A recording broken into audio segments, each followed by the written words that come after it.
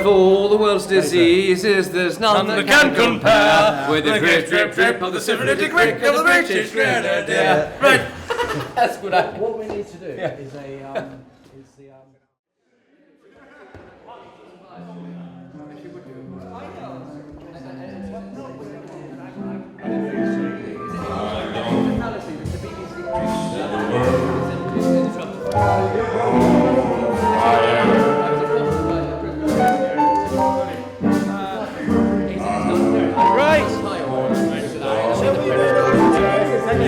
Welcome to Portland Place. And it's all hard work from Mr. Mefson. This is how we fucking party. We're going to Oliver start Babington, and my name is Philip Fursoff. and we've started this party up like a lawnmower. We've been doing this party now for over a year, and this is the 9th event in our series. This one is partially called the Republican Arts Academy on account of the idea that the artists that exhibit here do it absolutely free of charge. I have been painting for over 20 years, and the artwork in this collection features work going back through my story in London as an explorer of art history. I have a lot of drawings today framed in small sizes, and I also have about 8 guest artists, one of whom has serendipitously arrived from Paris this morning with 3 paintings already hung on the wall. We also have other musicians playing flamenco, jazz, klezmer, and lots of other genres, including classical music. This is a very unique opportunity because Lord Davenport, whose portrait I will show you over there, has provided this venue as our host. And this is a unique space in Europe which doesn't charge artists. And Lord Davenport has operated parties in London for over 40 years. So let's have a look over here. So I was commissioned to sculpt a portrait of him in ceramics, which I got fired at a local business that does a ceramics workshop in the evenings. I've also got other busts based on houdon, which are an anatomical head that I've re-sculpted in plaster and clay. So over there I've just framed a drawing which has the spread of the Venetian Grand Canal with the view of the Doge's Palace and the Campanile. We've also got other subjects. So we've got this wonderful idea of nudes painted by our wonderful guest artist Rachel, and also I've got a drawing of Shiva dancing on the dwarf of ignorance. I've made a 3-dimensional tour of this building, and so here is a QR code that leads you to a 3D tour of both floors and links to other videos that have previously been shot at different events. Now, our Mexican artists have arrived. Hello. So this is our wonderful artist. What's your name? My name is Katak. Nice to meet you all. So Katak has come from a studio in Paris, just near Montparnasse, is it? Exactly. It's near Yeah. to Obsetois. It's Port Royal. So we just met last week in Paris, and I said, why don't you come and exhibit with us? So we're supporting young talent in Europe. Tell us Exactly. about your work. Well, I love to draw portraits. I love to paint portraits. So what I try is to play with some textures, with a lot of shapes and textures. You can see my art here. Oh yes. So you're using different media. I use different media. Here's just all painting. But I love that it has different faces. So depends on where you see it. Has different shapes, different ways of seeing. So also you draw portraits in bars in Paris. Yeah, I love to go to bars and meet people. That's how I meet the context in Paris. So you're a sort of serendipitous ambulant painter who just appears and offers people this kind of service. So what's the difference between London and Paris, in your opinion? It's about the architecture and vibe. I would say Paris has a very fancy and artistic and also very more calm vibe than here. Here it's a different vibe. It's very, I would say, more parties. But people is, I would say, a little bit more kind. It's funny to say, but they're more kind. Than the French? I would say. So the Louvre is an incredible collection with over 30,000 visitors a day. But in order to get in, you have to pay something like, is it 25 euros? 22 euros. 22 euros. So, but the National Gallery and the Royal Collection are on display for free. So, you know, in that sense, London is possibly more open, but then, you know, the collections in Paris are second to none. Of course, the Picasso Museum, the Musée d'Orsay, all these great collections. Pompidou, of course. And we've opened up the Tate Modern, which you visited the other I visited it, it's amazing So you're museum. just staying nearby there. I would say it's one of the best museums I have visited. And also the best thing is what's free. Now I've got a tattoo artist arriving who will be doing live tattoos. Really? So excuse me, buongiorno, sei arrivata? Allora, so we've got our tattoo artist arriving from Italy, who's come all the way to do some live tattoos, which is obviously quite a difficult subject. A lot of people wouldn't get a tattoo, including myself, but why not, you know, have somebody there. Hello, Cristina. Come stai? So you've got a few tattoos yourself? Yes. Just a couple, yeah. You having a tattoo? I'm not, but I was saying some people might prefer henna, you know, sort of. But like, tell us where you're from and what you do to the camera. I'm from Italy and I'm an artist. I mean, to say artist in this era is quite funny. But yeah, anyway, tonight we're gonna do a spiritual tattoo. And it's about 40 different symbols of tattoos, and they have different meaning, and they are very, very intense. So it's not Bluebeard's castle, but there are quite a few ex-girlfriends on the wall, and I am single once again. So I'm not advertising my services, but in terms of portraiture, of course, I've just been to Spain to paint somebody, and I've just been to Paris to paint a few other people. And so what happens is I meet beautiful women, and of course they haven't got any money, but they certainly don't mind posing for pictures. And so one of the projects is this recent painting I did last year about Ovid and the Metamorphoses. Now, of course, the books that artists used to study vary from the Bible to Roman and Greek mythology. And so Ovid's Metamorphoses was a great inspiration for me. So this is an excuse, of course, for artists to be able to paint lots of nudes and look at the history of classicism and sculpture that wasn't really Christian at all. It was paganism and, of course, a lot of fun. So, you know, anybody from Rubens to Boucher would paint subjects like this up until about the French Revolution, when, of course, realism kicked in. And so that's where we look through the history of art and we can pick and choose from it. What else to say? Well, we've attracted a large demographic of people from art galleries, from art fairs, from the music industry, from the film industry.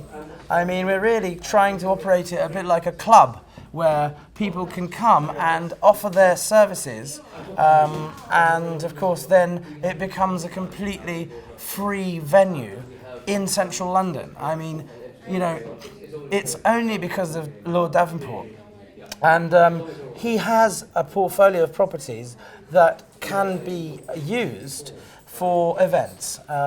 What else happens here? Well, there have been fashion shows, there have been nightclub scenarios, there have been film shoots here. We have a film being made at the moment about a certain porn star called Bonnie Blue. I didn't know what to do when her video went viral with thousands and millions of viewers. Watching her do her dirty work in front of my paintings. And so on the one hand I was quite shocked, but on the other I met her and I said, well, here's a painting of you, Bonnie, and next to you is a picture of Bonnie Prince Charlie. And she said, well, I've never heard of him. And I said, well, you should have a look, because he's a Catholic and you can confess and have indulgences. Not only this, there are many kinds of parties here. I mean, I've been doing portraits with a group of artists of guests who just arrive and have glamorous evenings upstairs. There are different kinds of performers that we have. We have poets reading from their work. We have actors doing a bit of comedy. So it's really different every time. So the different concepts we've had for parties are Valentine's Day, fashion shows on the stairs.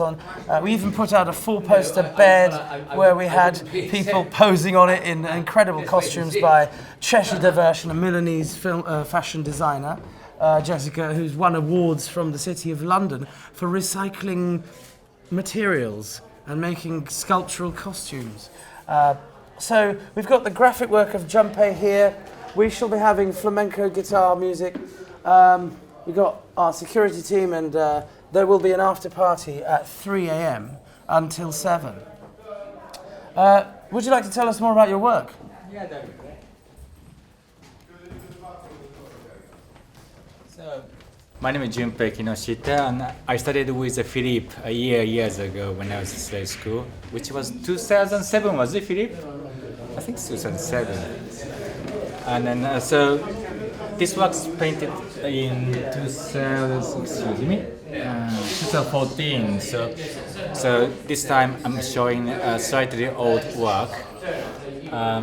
It's watercolor on Japanese paper, and then I'm dealing with light and shadow. So almost sort of imagine light beam ray comes through the forest, or light beams comes through the evenings.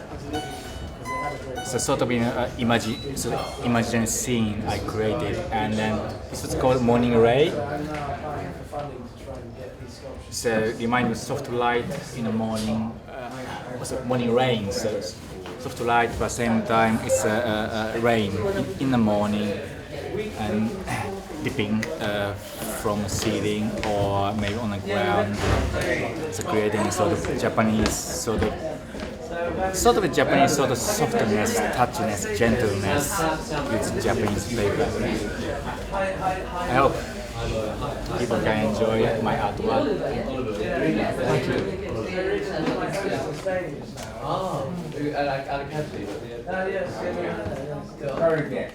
Come here. So already there's a sculpture of something that might be a bit similar to you there, but we've worked together for now 5 or 6 years, haven't we? Yeah, exactly. Yeah, we've done a lot of great collaboration. So you're from France originally? Yeah, from Paris. Yeah. And we painted together like some fresco about the Persians. So it was a play that we were working on the decor together, and it was a cool yeah, we hung it here a few times. Yes, right. That was really interesting, and also like we've done some sculptures that are here. Yeah. Yeah, they're on the mantelpiece upstairs. Yeah, exactly. So tell us about your painting.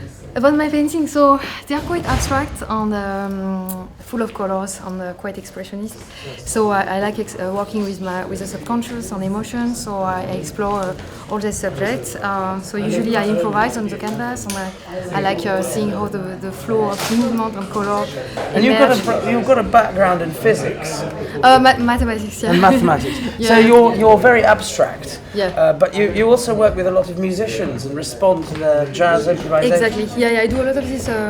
There's an interactive event where performances I paint live alongside musicians, and so they respond to the painting and I respond to the music. Yeah. And of course we met and worked together at this Vortex Jazz Club in Dalston quite a few times. Yeah, we've done where some lots of musicians got together to improvise together. Yeah. And so she would get a huge piece of perspex and paint in front of the audience. Yeah, exactly. That's what I do during the performances. So I paint on plexiglass so the audience can see the artist painting live and creating the artworks. And there is also usually a dancer and a poet as well. So it's a very, very immersive show usually. So we have met somebody called Robin, who's Robin Russell Jones, who's a dermatologist, but he's also an avid art collector. How many pictures did he buy? Yeah, something like 6 he of your bought pictures. 6 of my paintings, yeah. And he's hung them around his bedroom. So every time he opens his eyes in the morning, he's staring at your work. Exactly, because there is a great window there apparently, and so the light comes and it's very good for the paintings, this is what he told me. But he got like mainly like a lot of abstract work that I made in response to jazz music, so it was made for an album cover at the time. So I think he likes the painting I made in response to. You know, he's enthusiastic and he knows the artists are struggling.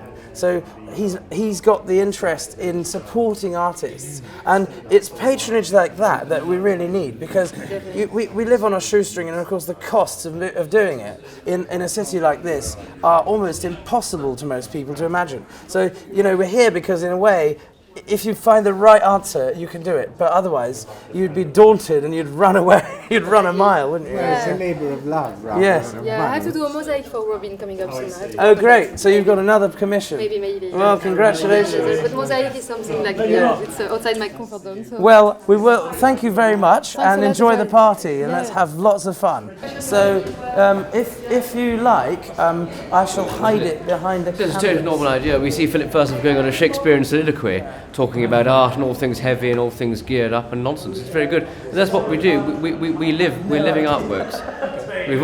We've got the artwork on the wall somewhere, wherever it is. You know, wherever it is. I mean, this is an artwork in itself, if you want to call it that. But the artwork is the people as well. You know.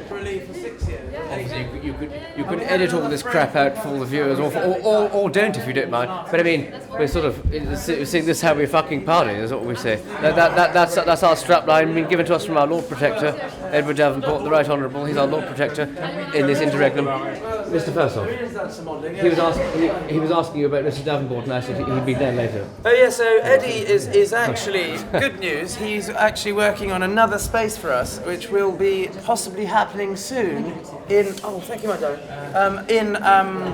in central London. So he does have a portfolio of properties. So we might be able to work there much more regularly, because here we can only do it once every couple of months. But he said to me that if this goes ahead, we'll be working every day. So then I can be a full-time art school. I've worked in 6 different Russian-speaking schools in London over the last 15 years. But I also take groups of people from different countries around the museums in London. This is why I kind of wanted to speak about those museums, because it is very special that we can have a live museum. I mean, the other place like that is Washington, D.C. But most museums in the world have to stay afloat, so it's very impossible to work like that.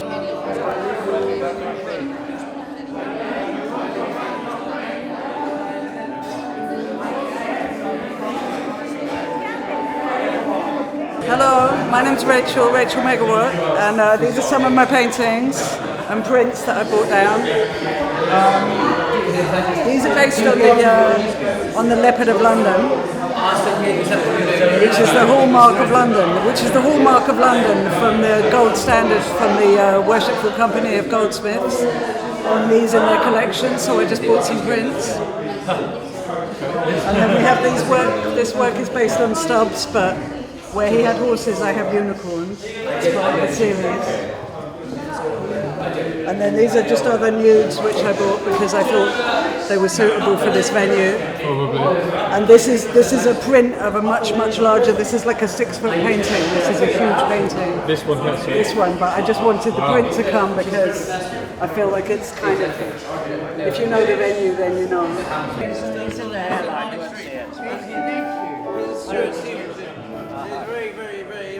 In Spain.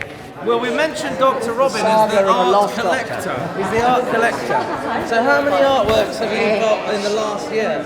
About 50. About 50 artworks. Robin is a keen on European culture, music, history, medicine. He went to Cambridge. He's from Wales originally. Tell us about yourself. You just said it.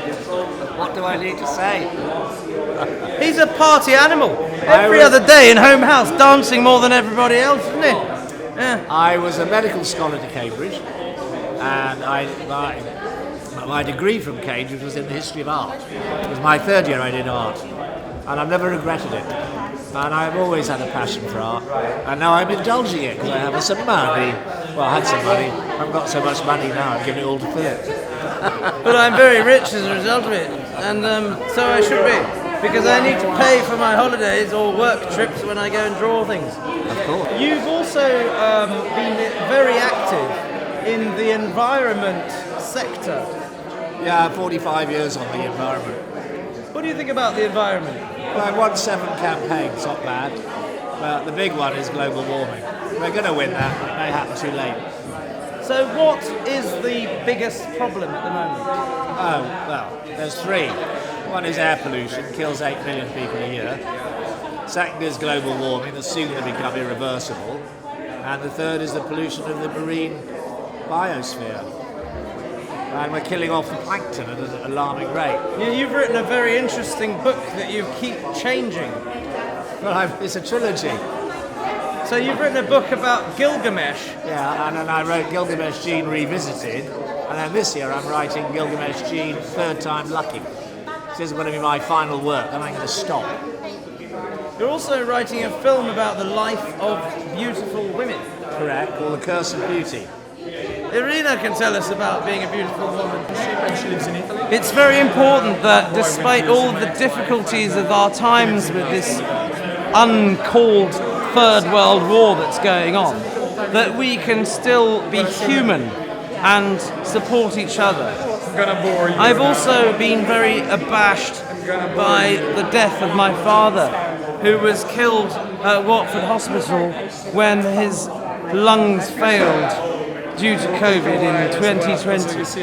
My father had spent 70 years translating English literature, translating poetry, writing music, and fully being an Anglophile. He started reading English literature back in Kyrgyzstan when he was a young man.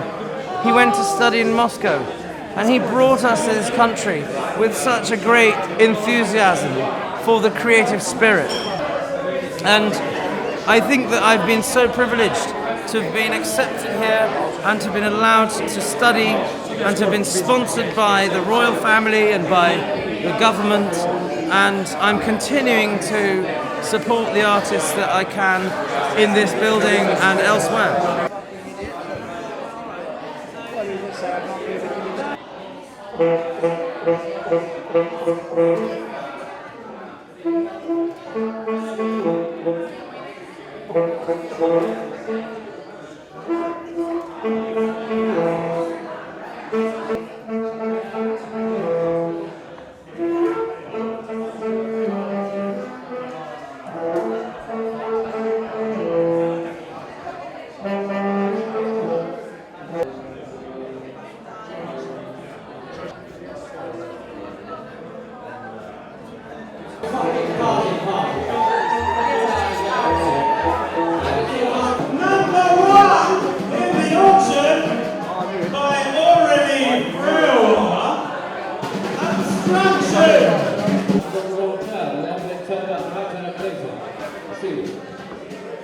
Lagoon, let me tell you about this story. I have been in the lagoon many times.